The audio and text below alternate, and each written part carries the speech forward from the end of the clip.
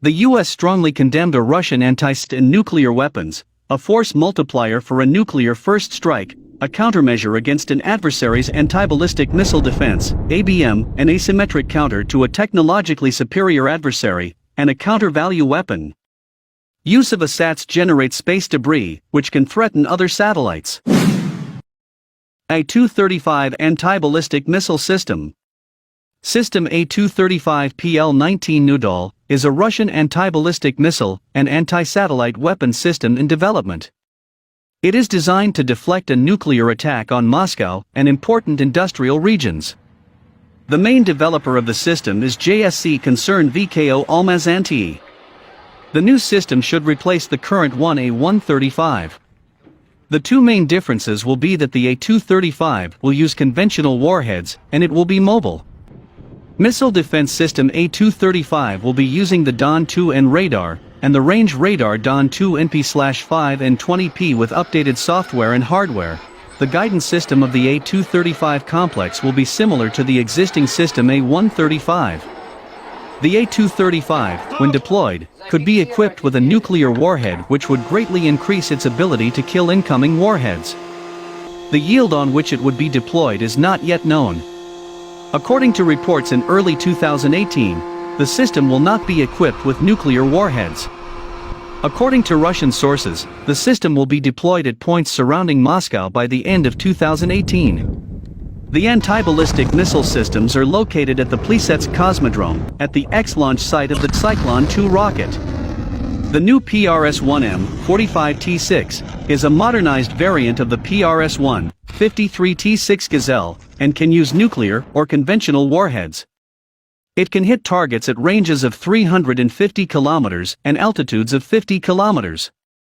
The A-235 will have missiles capable of operating at 3 different ranges, long range, based on the 51T6 and capable of destroying targets at distances up to 1,500 kilometers, 930 miles.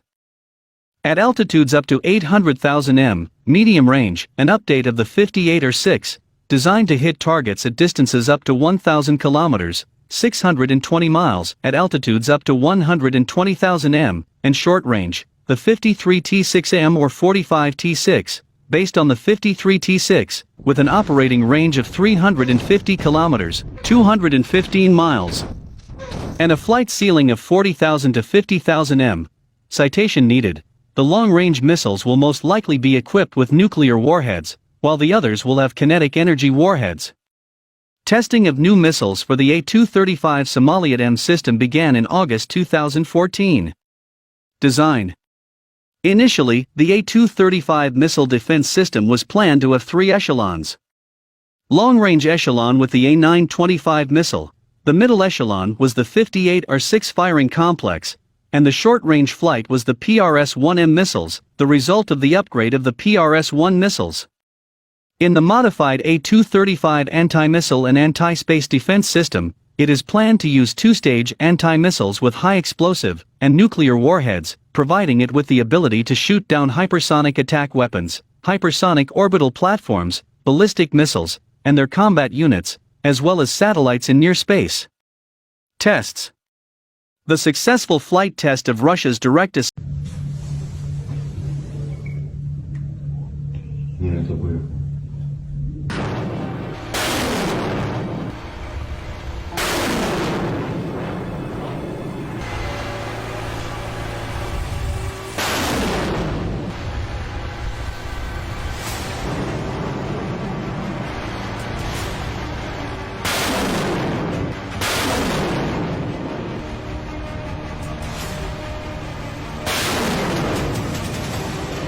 President Biden could end this crisis and prevent a war with Russia by doing something very simple, guaranteeing that Ukraine will not become a member of NATO.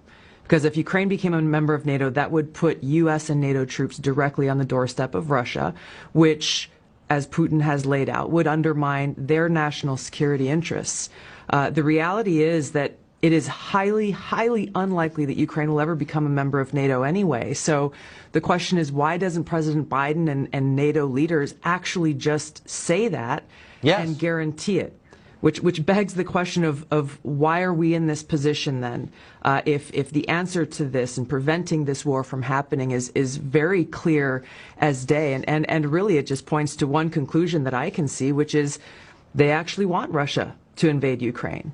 Why would they? Because number one, it gives the Biden administration a clear excuse to go and levy draconian sanctions, which are a modern day siege against Russia and the Russian people. And number two, it cements this Cold War in place. The military-industrial complex is the one that benefits from this. They clearly control the Biden administration. Warmongers on both sides in Washington have been drumming up these tensions. If they get Russia to invade Ukraine, then again, it locks in this new Cold War. The military-industrial complex starts to make a ton of more money than they have been in fighting Al-Qaeda or making weapons for Al-Qaeda. And who pays the price? The American people pay the price. The Ukrainian people pay the price. The Russian people pay the price. It undermines our own national security, but the military-industrial complex that controls so many of our politicians wins, and they run to the bank. You've seen this from both sides as a lawmaker and a member of our armed forces, so I think you've got a credible view on this. I've looked at this carefully, Tucker, and I have yet to find any benefit that a political leader has used or could use to justify this to the American people. All you hear is like, well, we have to defend democracy. We have to defend this democratic country of Ukraine. But as you know very well, this current president, shuts down, arrests political opposition, throws them in jail, shuts down TV stations that are critical to him. I have a hard time seeing how President Biden or anyone can say with an honest face, we are defending democracy. And the reason is because our own government has publicly supported these authoritarian actions by the Ukrainian president in shutting down their own political opposition. And it begs the question, this sounds familiar to some of the things that unfortunately we're seeing play out right here at home. I was just about to say, it sounds like their kind of democracy.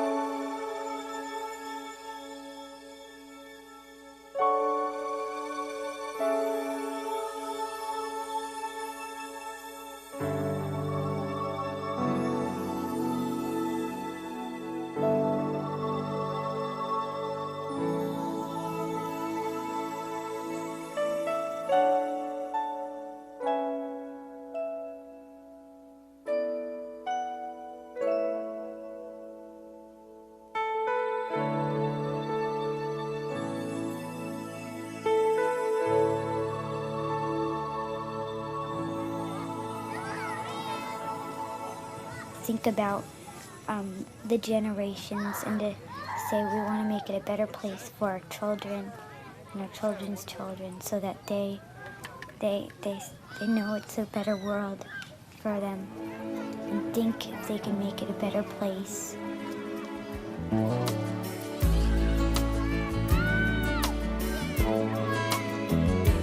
There's a place in your heart, and I know that it is love. And this place is much brighter than tomorrow. And if you really try, you'll find there's no need to cry. In this place, you feel there's no hurt or sorrow. There are ways to get there if you care enough for the living. Make a little space, make a better place, heal the world, make it a better place for you and for me and the entire human race. There are people dying if you care enough for the living. Make a better place for you and for me.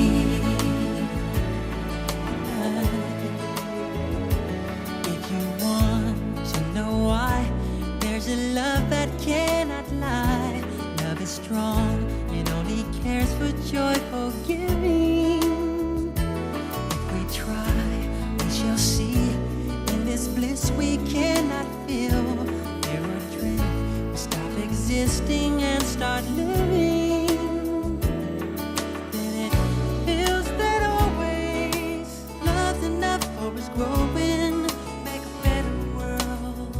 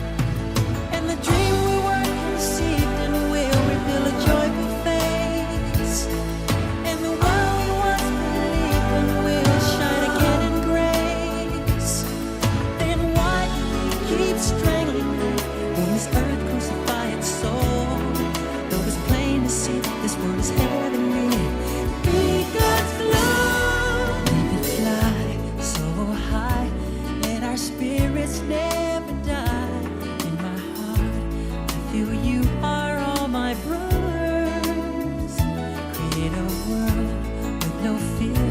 Together we'll cry happy tears.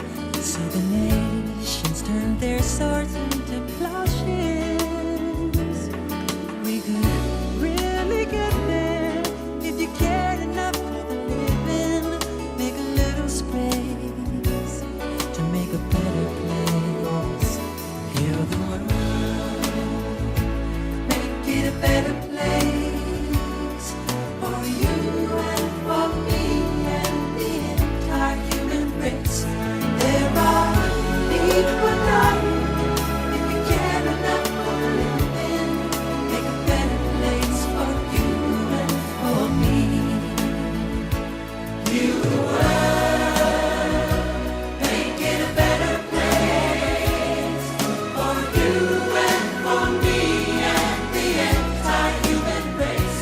There are equal lives.